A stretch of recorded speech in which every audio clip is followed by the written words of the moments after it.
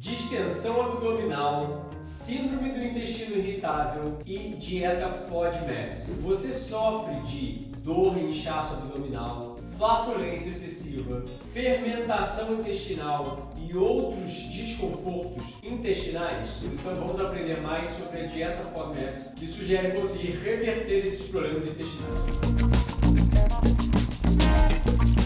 Bom, não sei você, mas quando eu cresci, um dos remédios mais usuais em comerciais para televisão e vendidos amplamente, que eu vejo até hoje as pessoas tomarem, são remédios de intestino. Omeprazol, aqueles remédios de azia que eu ouvia ao longo da minha infância, caso você bebeu, ou caso você está com má digestão, né? Sempre foram muitos e, a nível clínico, nós sabemos que uma das maiores reclamações são problemas no intestino. Se nós olharmos, até mais de 10% da população mundial sofre de síndrome do intestino irritável. E o que menos pessoas sabem é a síndrome do intestino permeável, ou seja, um aumento na permeabilidade intestinal, que coisas que não deveriam passar pela barreira do intestino passam. Então, a SI, a síndrome do intestino irritável, é geralmente acompanhada em dor abdominal e alteração dos movimentos intestinais, acomete mais mulheres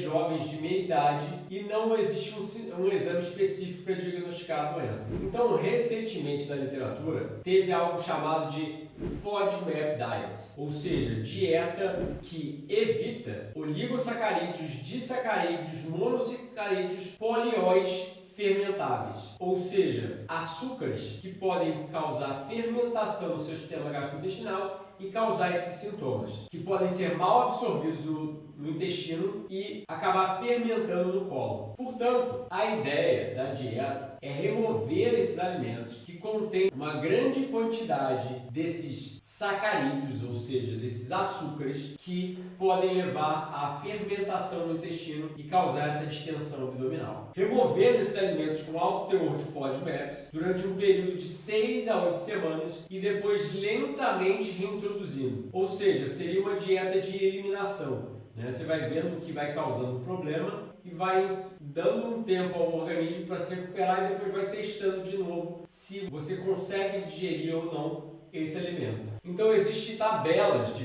alimentos baixos em FODMAPs, né? No lado verde, o que você poderia comer, e no lado vermelho, o que você deveria evitar.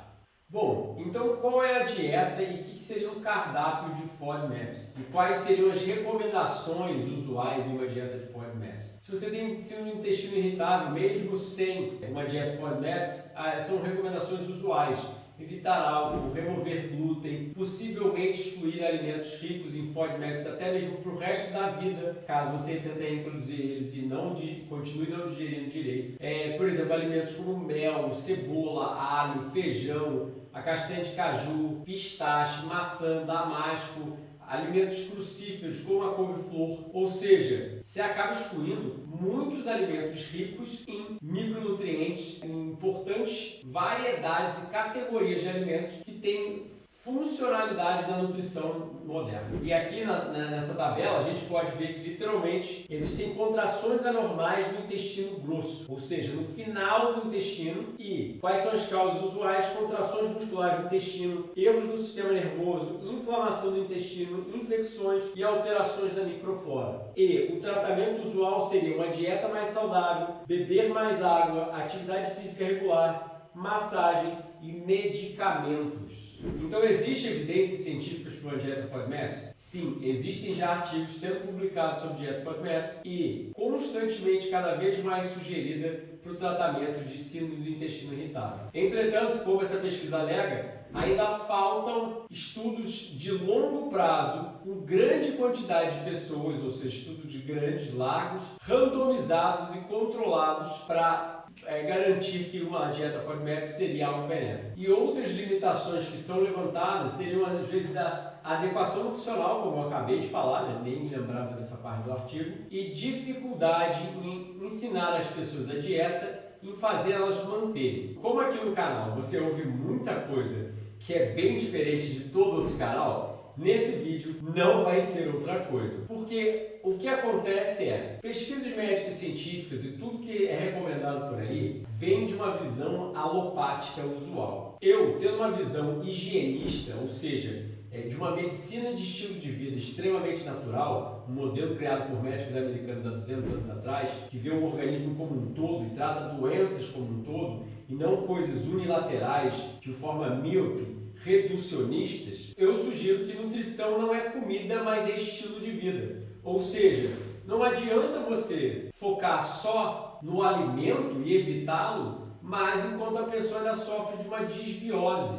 ou seja, um desequilíbrio das bactérias intestinais e às vezes uma falta dos micro-organismos necessários para digerir aquele tipo de açúcar e aquele tipo de fibra. Por quê? Nós sabemos, através do estudo de civilizações primitivas, eu botei a foto aqui de uma das civilizações dos Hadzas, ou seja, uma tribo primitiva que é famosa por ter uma microbiota muito mais saudável que o homem moderno. E o que acontece com eles? Eles comem uma variedade enorme de plantas ao longo do ano e vivem um estilo de vida natural. Quando você tira as pessoas de um habitat natural para uma cidade grande, elas já têm uma perda de biodiversidade da microbiota intestinal. Ou seja, cada tipo de micro-organismo do nosso intestino, e são trilhões deles, e diferentes famílias, diferentes grupos, têm diferentes tipos de genes e diferentes tipos de funções dentro de nós. Então você vem de uma pessoa que realmente já está doente, já teve uma disbiose, já tem uma perda enorme de micro-organismos do intestino e, obviamente, ela vai ter mais dificuldade em digerir certos alimentos naturais.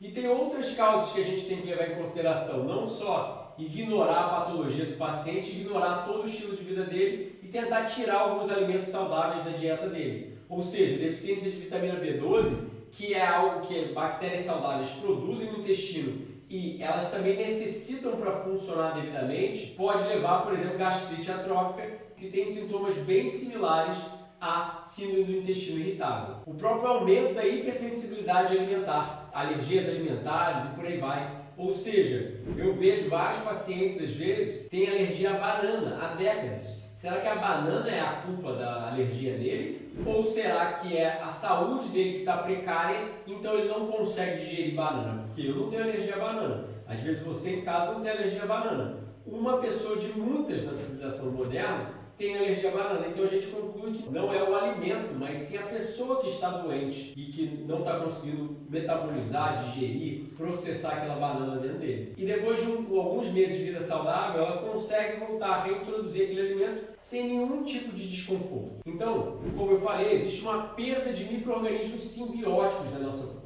civilização moderna, que muitas tribos caçadores e coletores, quando são estudados como Hadza, não apresentam uma biodiversidade muito maior. Aí entra uma questão muito reducionista só de remédios e dieta, sem prestar atenção em muitos outros fatores. Como nós higienistas já alegamos há mais de 200 anos, combinação alimentar e vários outros fatores são importantes para a boa digestão. Ou seja, se você pratica atividade física antes de comer, você vê que a gente até tem melhorias da sensibilidade à insulina, entre vários outros fatores. Ou seja, é que nem um carro, você não pode botar combustível no carro se ele já está com o tanque cheio.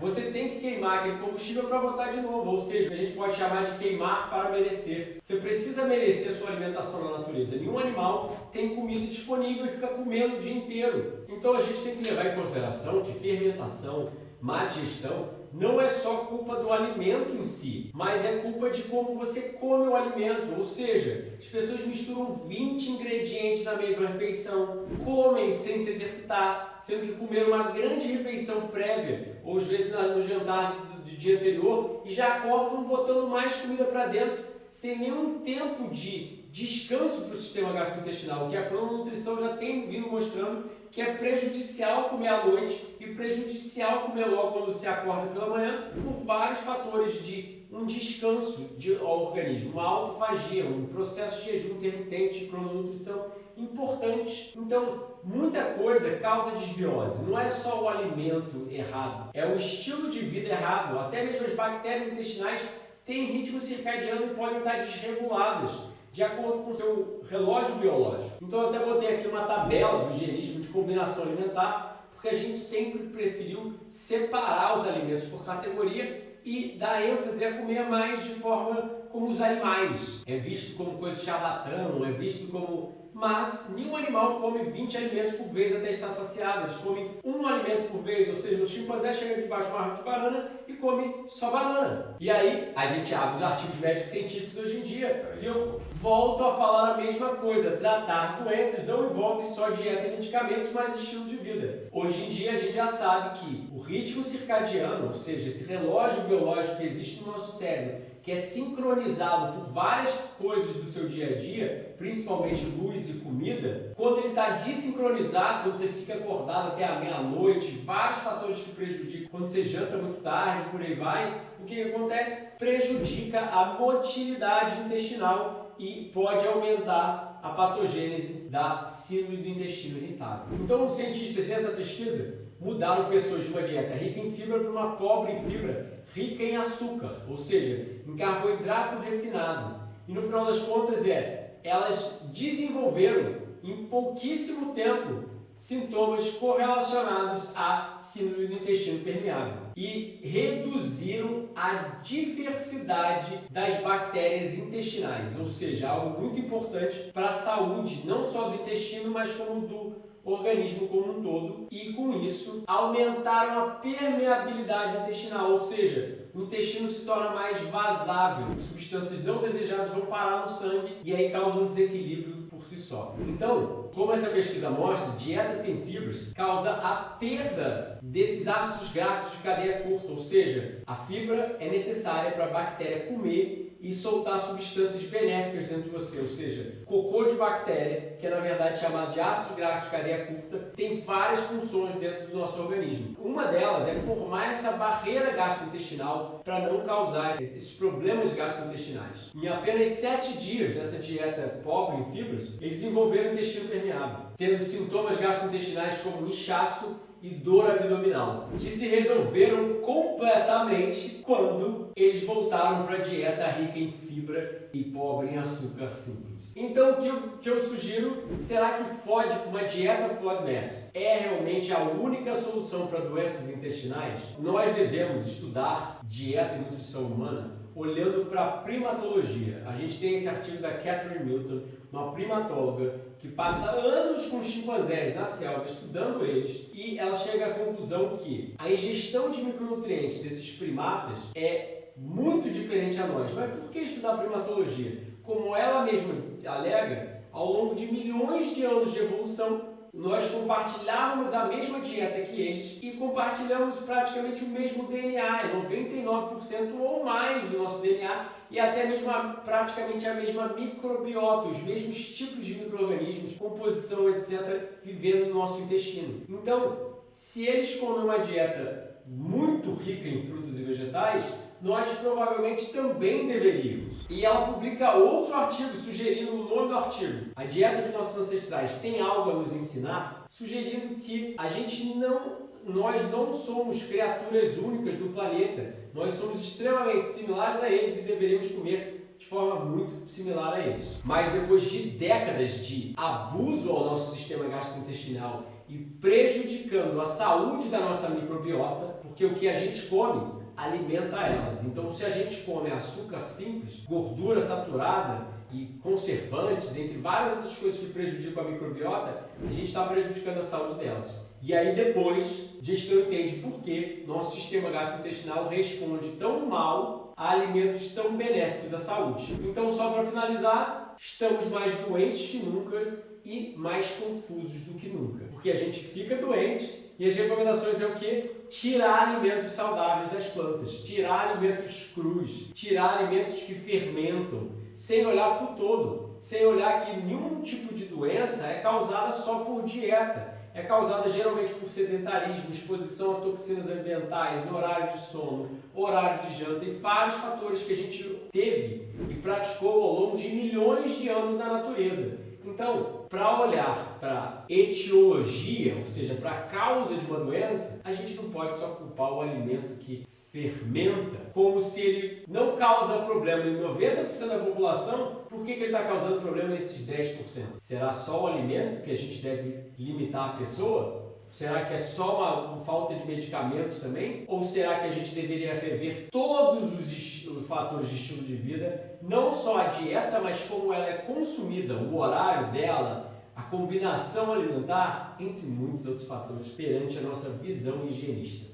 Para finalizar, eu botei a imagem de um chimpanzé bebê, porque no final das contas imagine você na natureza, olhando para uma maçã, ou para um mel, ou para uma cebola, ou um brócolis, e fala, não, olha, aquele é um alimento rico em FODMAPs, eu vou excluí-lo porque vai causar problemas gastrointestinais. Será que não seria muito mais importante nós entendermos que saúde é produzida por vida saudável e viver de forma saudável como um todo? Aí você está com falta de alimentos, não vai ter alimentos para mais uma semana, e aí você fala, não, esse alimento causa uma dor intestinal. Ou seja, nós viramos mais Nutellas do que raízes. Essa que é a verdade. Nós viramos seres humanos sensíveis e fracos devido ao nosso estilo de vida moderno. Então, o problema não está nesses alimentos perfeitos das plantas, e sim provavelmente na sua microbiota e no seu sistema imune. E dietas da moda e informações conflitantes sempre aparecerão. Qual o caminho a seguir? Para mim, sempre eu me pergunto primeiro, um retorno à natureza. E claro, não estou dizendo que você deve sair comendo tudo quando você tem uma inflamação desse gênero intestinal e está sofrendo de dor e desconforto. Você deve buscar acompanhamento nutricional, médico, você deve buscar um tratamento. Entretanto, eu estou sugerindo prevenção, viver de forma saudável para você não desenvolver isso. E quando você já tem a doença, continuar focando também em viver de forma saudável, que provavelmente mal não vai fazer. Dormir mais cedo, pegar mais sol, comer mais frutos e vegetais